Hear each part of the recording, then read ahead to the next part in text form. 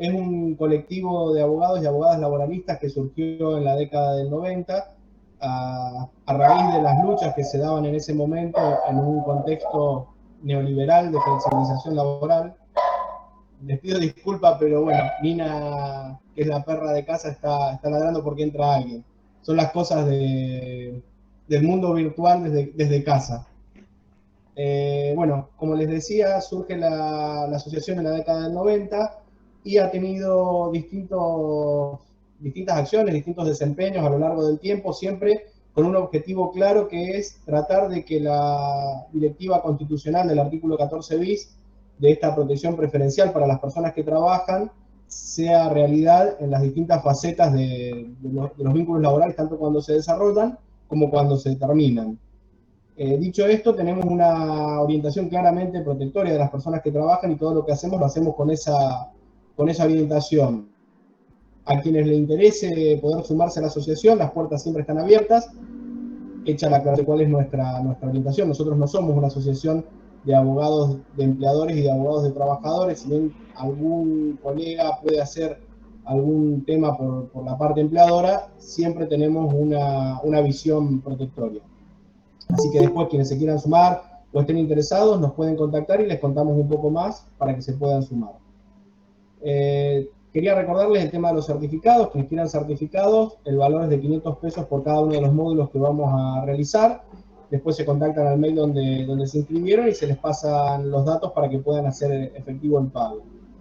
El material de la charla de hoy vamos a subirlo a un drive que vamos a crear en estos días de la asociación, para poder acceder a las actividades de la asociación, saber qué estamos haciendo y seguir lo que se va desarrollando. Pueden sumarse al Instagram.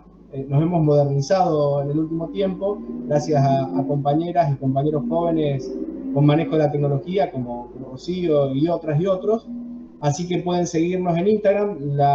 El usuario es AAL Rosario, y ahí, bueno, como les digo, vamos a poner en estos días el link para que puedan bajar algo del material de lo que vamos a dar en estos días. Hecha la introducción, les cuento que es una de las charlas o las actividades que más me gusta a mí dar, y que más me hubiera gustado poder recibir cuando empecé a ejercer la profesión. Me parece que todos arrancamos con un contenido teórico de la facultad, pero sin casi ningún contenido práctico. Y bueno, es importante, sobre todo al ir desarrollando la práctica, ir adquiriendo conocimientos, y van a ver que se trata de eso, de ir viendo a medida que uno avanza y que va teniendo más experiencia, de hacer uso de esa experiencia, pero también de sistematizar esa experiencia. ¿Por qué? Porque si no, las cosas por ahí se van perdiendo o van quedando olvidadas, o a veces es una gimnasia mayor cada caso que les toque llevar adelante, y con una cierta sistematización del trabajo van a ver que todo resulta mucho más fácil. Vamos a empezar partiendo de lo que es el primer contacto con el cliente o la clienta. Yo lo voy a explicar desde mi experiencia, que es defendiendo trabajadores y trabajadoras, lo cual no quiere decir que a quienes tengan que representar en su momento a un empleador o empleadora no les sirva, porque es nada más invertir los roles al momento de pensar cada una de las cuestiones y buscar la solución. Lo primero que van a ver en la práctica es que se da un contacto inicial con la clienta o el cliente, cada vez más frecuente, que sea por medio de un teléfono, ya sea una llamada, o también últimamente con los mensajes de WhatsApp. Puede ser que si tienen algún tipo de red social en la cual publiciten sus servicios, también les llegue la consulta por ese medio, o por algún correo electrónico o alguna otra forma. Lo que tienen que saber es que todos esos contactos impersonales suelen ser insuficientes al momento de poder entender de qué se trata el caso o cuál es la solución que ustedes pueden plantearle a la persona que los está contactando. Entonces, no traten de resolver el tema en el primer contacto o de tener una solución definitiva a partir del primer contacto. Y sí traten, a partir de este primer contacto, de ser ustedes quienes manejan la situación. ¿Por qué? Porque la persona que viene a consultarles es normalmente neófita en asuntos del derecho, ya sea un trabajador, trabajadora, empleador o empleadora.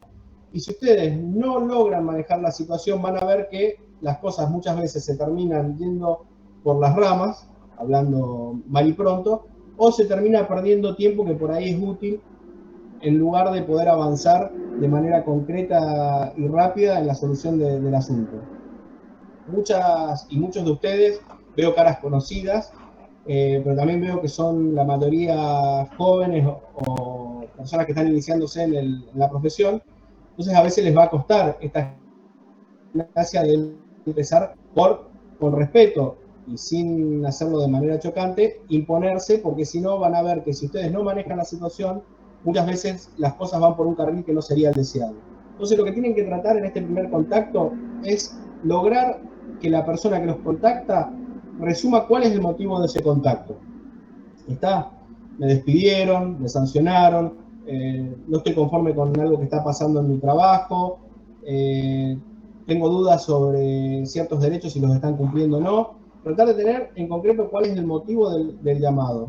A partir de eso, ver qué herramientas ustedes van a necesitar para poder darle a la persona una respuesta más acabada sobre su situación, si bien pueden irles anticipando algo. Entonces, primero conocer cuál es el tema, tratar de dar un primer pantallazo o una primera orientación de manera breve, pero también ver qué necesitan ustedes que cuando coordinen para una entrevista personal. Yo lo probé en pandemia y realmente el tema de las entrevistas virtuales no me resulta de la misma manera. Siempre me resulta mejor lo presencial, sobre todo con trabajadoras y trabajadores, personas humildes o que no tienen muchas veces un manejo de lo digital o tecnológico. Puede que haya quienes sí, pero no es la regla general. Entonces, bueno, ver qué van a necesitar para poder entender un poco más la situación. Por ejemplo, este primer contacto, cuando los citen a que concurran al estudio, decirles que todos los papeles que tengan relacionados con su trabajo y que consideren importantes, los deben el día de la reunión. Básicamente lo que no puede faltar es, si están registrados, recibos de sueldo. Preferentemente de los últimos 12 meses. Si tienen más o tienen algunos que sean importantes, también que los deben. Si tuvieron distintos tipos de registro, que los deben. Si tienen contrato o firmaron algún tipo de contrato, que también lo deben. El alta de AFIP, la baja de AFIP, si es una situación que está ya desarrollándose, si tienen intercambio epistolar, las cartas que puedan haber recibido y todo tipo de papel que puedan llegar a tener. Puede pasar que no tengan ningún papel, porque es muy frecuente el trabajo no registrado. En estos casos lo que van a tener que pedirles es que por favor traten de recabar la mayor información posible de quienes puedan resultar responsables de esta vinculación. Por empezar, el nombre completo y el domicilio exacto del lugar donde puede ser notificada esta persona y o puede coincidir o no, donde se desarrolló la relación laboral. Básicamente eso sería el primer contacto. Van a ver ahora cuando nos adentremos en la entrevista con la persona una vez en el estudio, que hay otras cuestiones que también se me pueden haber pasado y que ustedes van a ir viendo a medida que se va dando el desarrollo de esta primera charla telefónica. Una de estas preguntas que uno ya va a ir adelantando en la charla telefónica, información que va a necesitar que la persona consiga, documentación que va a necesitar que la persona traiga cuando venga al estudio. Yo, entre el material que les decía que vamos a subir después al rey de la asociación, desde hace años, bien al principio, busqué sistematizar todo el trabajo de la entrevista para que, como les decía, no se vaya la cuestión por las ramas o no se vuelva algo muy largo, pero en definitiva poco sustancioso, porque a veces se nos brinda un montón de información que no hace al asunto y se pierde el tiempo. Y después, cuando el cliente no está, decimos, ¿cómo no pregunté tal o cual cosa? O hubiera sido importante conocer tal o cual cosa y me olvidé de preguntarlo y no lo hice. Entonces, lo que yo hago es lo siguiente. Yo tengo fichas para cuando vienen los clientes, básicamente una ficha general y después una ficha con algunas particularidades para el caso de accidentes y enfermedades del trabajo. Esta sería la ficha, no sé si llegan a verla bien. Es una ficha que ahora vamos a ir repasando en conjunto, en la cual están los datos importantes a recabar de todo tema laboral o de toda vinculación de tipo laboral. Como les decía, yo ejerzo lo que es el derecho del trabajo siempre representando trabajadores y trabajadoras. Entonces empiezo por mi cliente. Primero y principal, nombre completo. Y acá ya también empezamos con unas gimnasias que ustedes tienen que tener, que es la gimnasia de preguntar y repreguntar. No tener vergüenza, no creer que puede molestar y saber que en la medida que ustedes sepan preguntar y sobre todo que a veces se mete la pata o se cometen errores por no haber sabido preguntar desde un inicio. Todo esto a ustedes puede parecerle quizás algo simple, pero van a ver que no es tan simple porque necesitan saber cómo es la dinámica de las relaciones de trabajo para saber cómo tienen que preguntar y qué es lo que tienen que preguntar. Nombre completo. Si les dicen un solo nombre, preguntar, ¿no tenés segundo nombre? ¿Por qué? Porque ustedes lo más probable es que esa primera entrevista terminen redactando telegramas, poder, convenio de honorarios o lo que fuere, y si lo redactan mal van a mandar al cliente al correo y va a venir de vuelta porque no pudo mandar el telegrama porque faltaba uno de sus nombres. Entonces, nombre completo. Número de documento, también fundamental tener bien el número de documento. Fecha de nacimiento, puede servir o no, hay casos en los que tiene alguna relación mayor o menor con lo que se puede llegar a plantear. Por ejemplo, accidentes y enfermedades, es fundamental saber la edad de la persona para poder reclamar y sacar el cálculo de lo que se va a reclamar. Pero también podría ser en un caso de discriminación, por ejemplo, o que se reclama algún tipo de daño moral o alguna cuestión que requiere conocer las características de la víctima para poder ser más exactos en la reclamación. Número de QUIN, que después lo tienen que consignar en los telegramas y también en la demanda. Grupo familiar, por esto que les digo de poder contextualizar a la persona en algunos de los reclamos que se pueden llevar adelante. Domicilio, acá más todavía que con el nombre hay que ser muy meticulosos y ejercer esto de preguntar y repreguntar. Por mi parte yo soy oriundo de Mendoza y me pasaba mucho al inicio que yo no conozco mucho las distintas zonas de Rosario, las calles y qué hay en cada calle. Tal es así que me pasó, por ejemplo, al inicio, que venían personas y me decían que vivían en calle Schweitzer y La Numeración.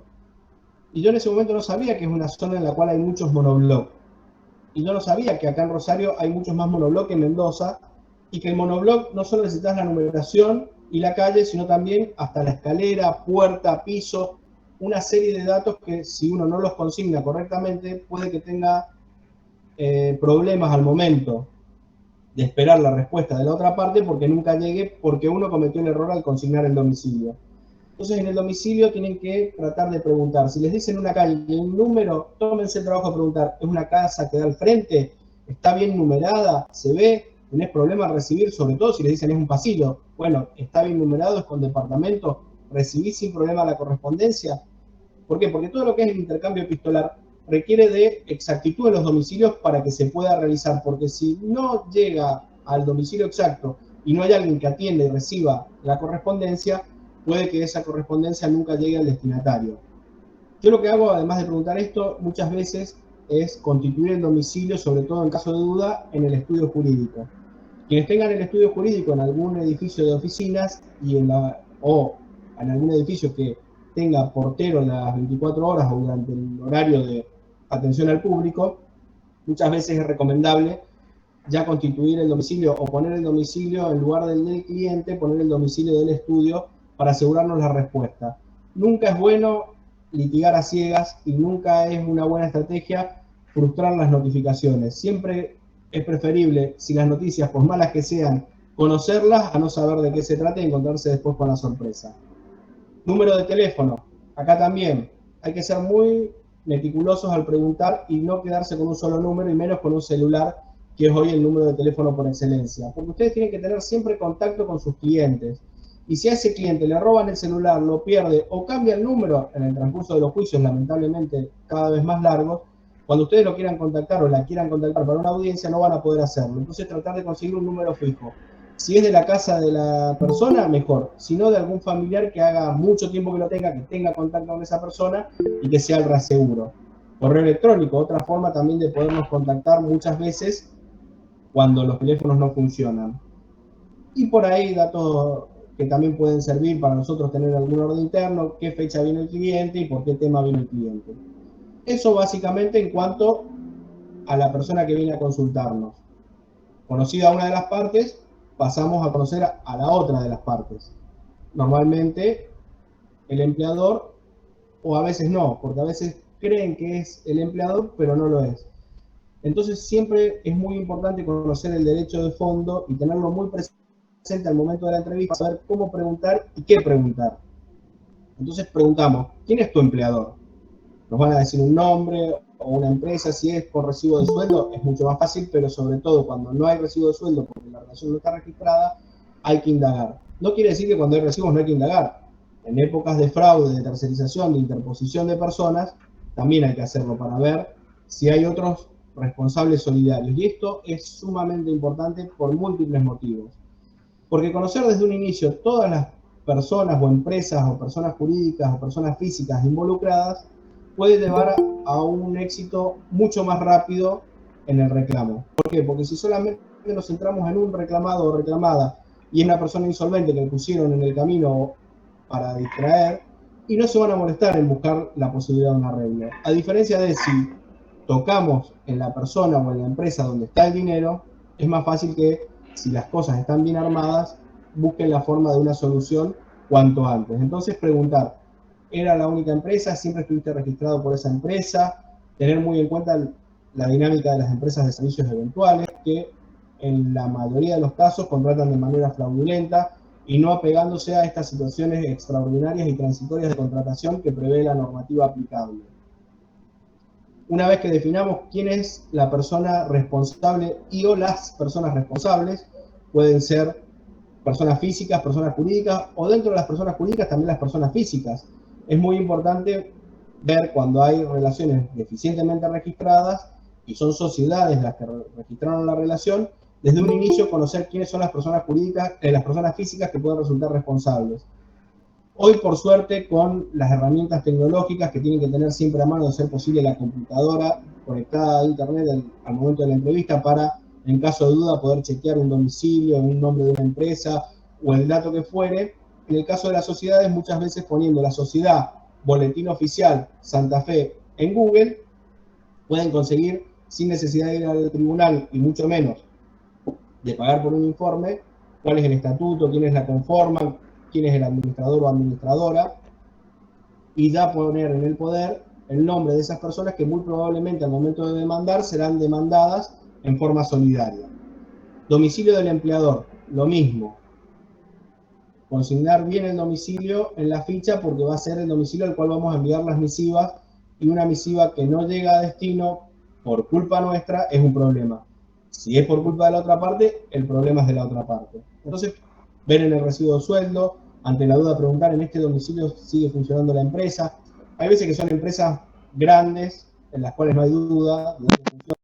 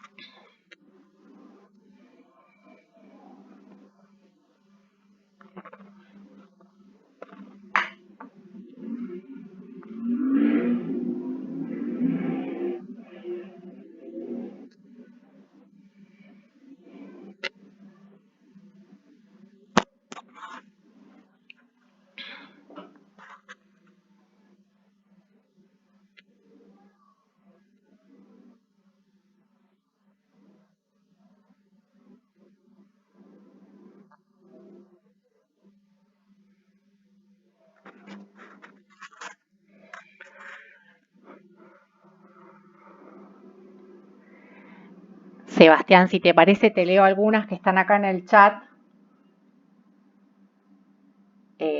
Las primeras son en relación al domicilio. Se hicieron en el marco de cuando empezaste a hablar del intercambio telegráfico. Y Ailén Coletti te pregunta, ¿qué pasa si la sede de despido va a un domicilio erróneo del empleado, pero en el legajo está bien?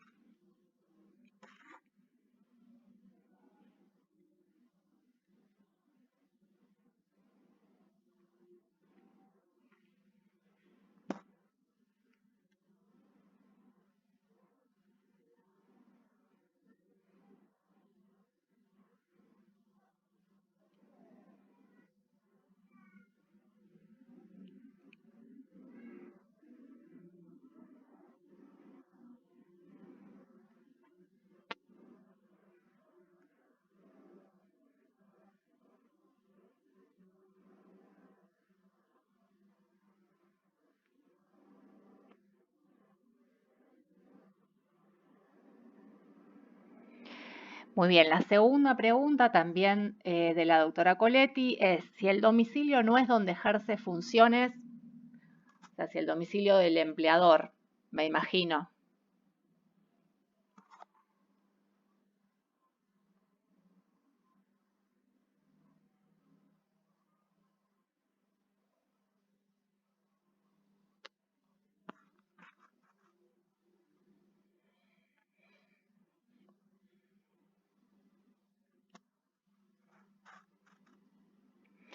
Bueno, después la doctora Pregot nos preguntaba por estos modelos de telegrama y, bueno, por la planilla de clientes que nos mostraste al principio y yo le contesté en el chat que lo vamos a poner en el drive de la asociación y después le vamos a compartir el link a todos los que se inscribieron para que puedan tener acceso libre a toda esa documentación que prometimos.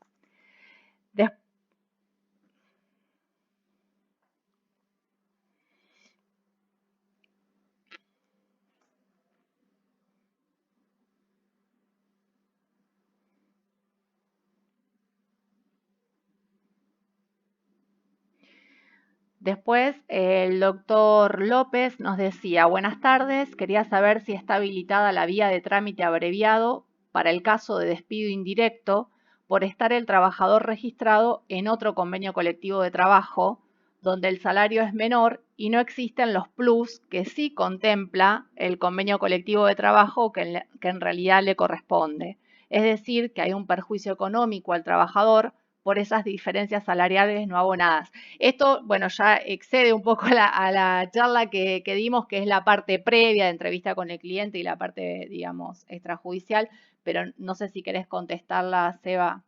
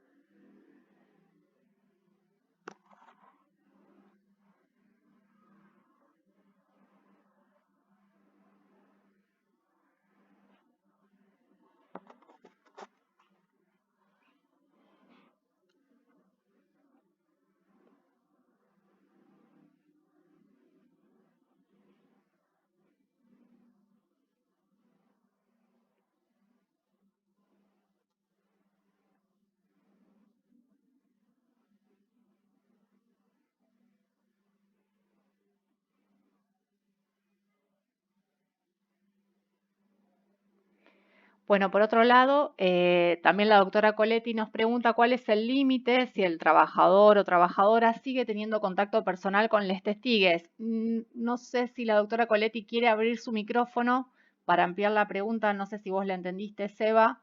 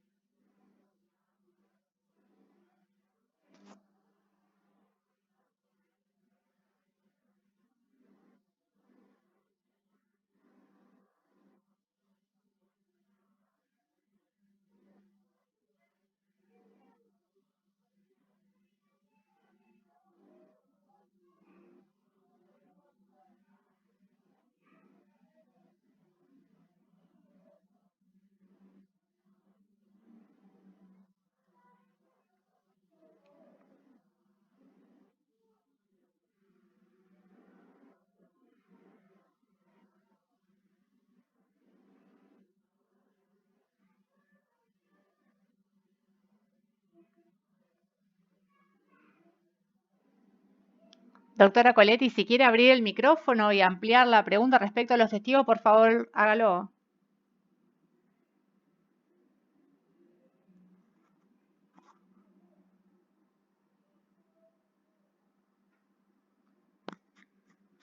Bueno, aquí la doctora nos dice excelente, muy claro, gracias. No, no le funciona el micrófono. Bueno, seguimos. Cualquier cosa, doctora, continuamos en el chat, no hay problema.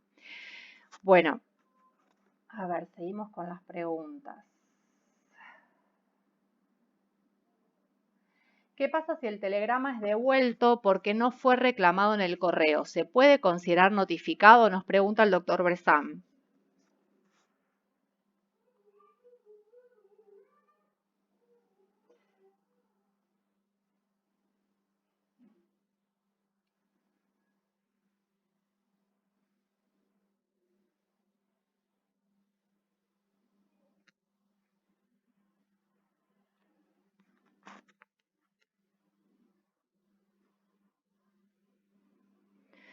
Bien, Esteban nos pregunta, ¿la intimación del certificado de trabajo y certificación de servicios también es válido en la ley de empleados de casas particulares?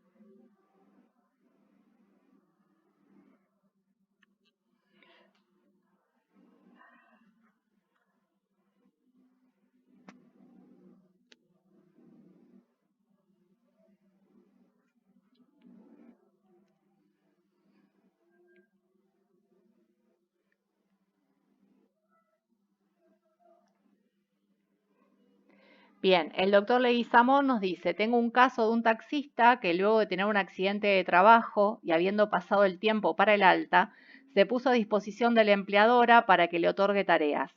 La empleadora se negó y el trabajador aplicó apercibimiento de despido indirecto en 2018. El juicio se inició ese mismo año. Luego de cierta prueba informativa se descubrió que el taxi fue cedido mientras el trabajador estaba en rehabilitación. Si quiero accionar contra el cesionario del taxi, ¿prescribió?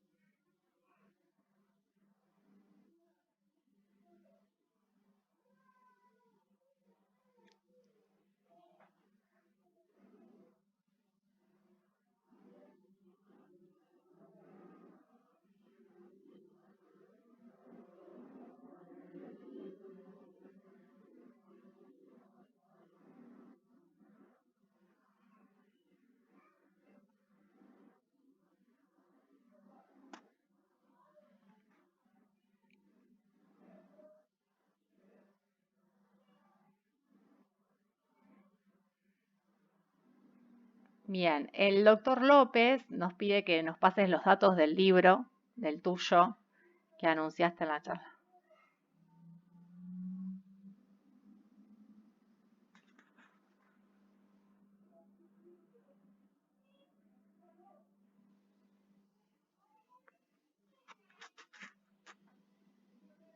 Perfecto.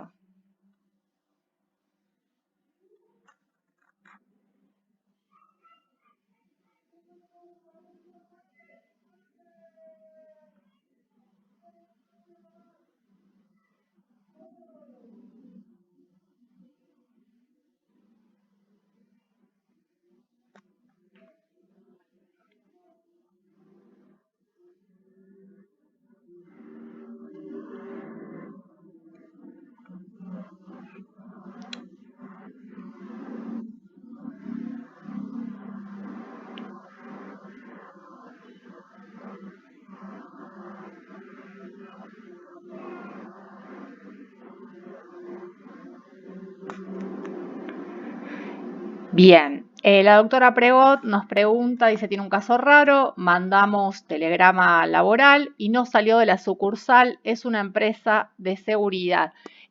No sé si de la sucursal del correo se refiere.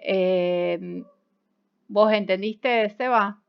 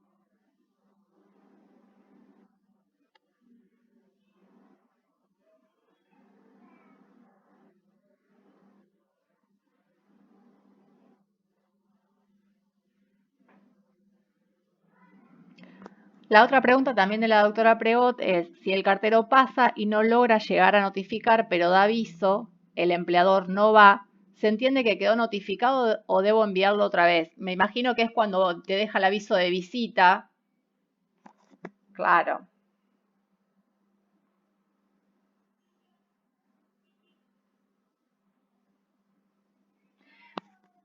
Ahí estamos. Después la doctora Arosa, creo que es, corríjanme si lo digo mal, dice, tengo un caso similar al que planteó, empleada intima correcta registración, horas extras sin pagas, cesión del contrato de trabajo a otro empleador, no le respetan la antigüedad, etcétera. Planteamos en un telegrama todas esas inconsistencias y retuve tareas. Respondieron negando todo e intimando la reincorporación bajo apercibimiento de abandono de trabajo.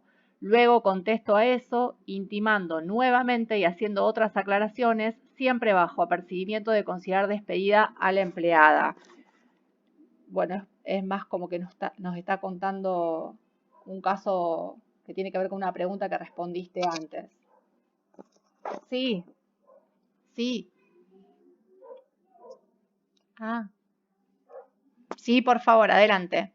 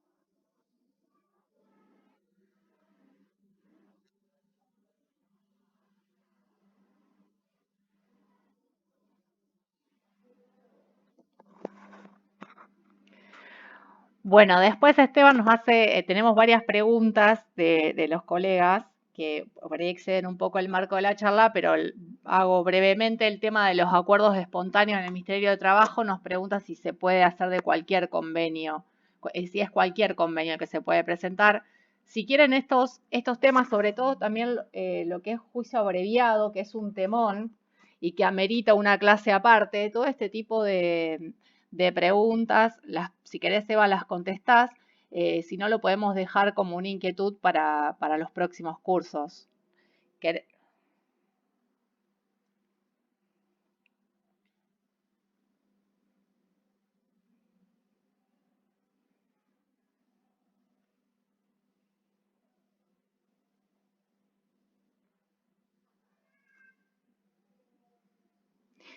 Bueno, así que si les parece, tomamos estas consultas. Bueno, respecto de los acuerdos espontáneos en el Ministerio de Trabajo y demás, el tema del abreviado también lo tomamos como inquietudes para próximos cursos. Los invitamos a participar también de la segunda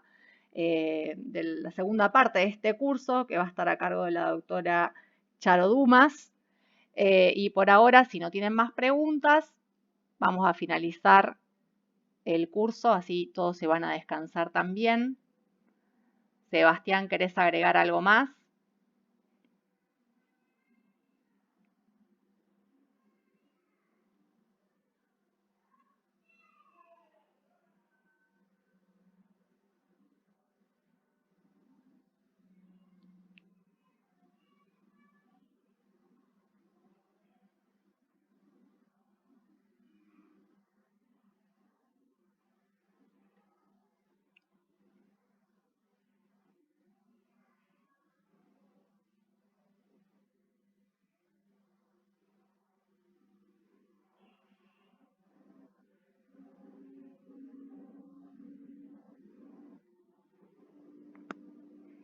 Perfecto. Bueno, Sebastián, te están agradeciendo y felicitándote por la charla. Sí, Val. Ah, o me la pude haber pasado por alto. Sí, Valeria.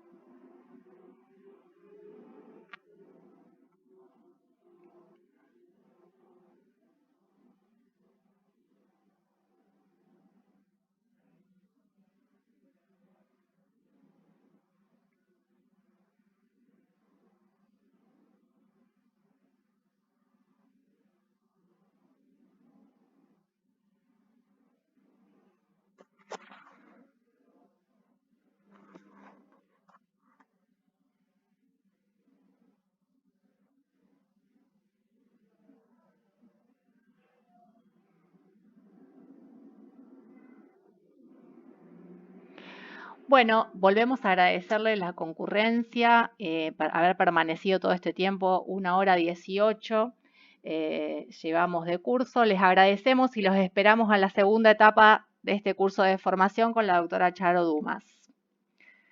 Gracias, nos vemos en la próxima.